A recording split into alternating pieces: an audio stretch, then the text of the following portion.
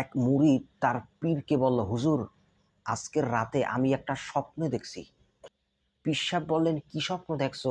মুরিদ বলল, দেখলাম যে আপনি আর আমি পাশাপাশি বসে আছি, আর আপনার সামনে সুন্দর সুন্দর ফল, আপেল, কমলা, ডালিম, আর আমার সামনে পায়খানা।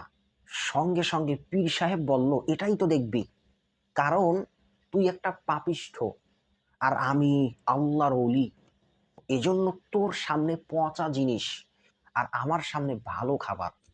মুরিদ বলল, হুজুর, স্বপ্ন এখনো শেষ হয়নি, আর একটু বাকি আছে। পীর সাহেব বলল, আর কি দেখছো? মুরিদ বলল, এরপরে দেখলাম আপনার প্লেটের ভালো খাবার আমি খাচ্ছি, আর আমার প্লেটের পায়খানা আপনি খাচ্ছেন। পীর সাহেবের মাথা গরম হয়ে গেছে, বেয়াদব! কিন্তু এই ঘটনা আমাদেরকে একটা শিক্ষা দেয়, শুধু আমল করলেই হবে না, নিয়াত এটাও ঠিক রাখতে হবে।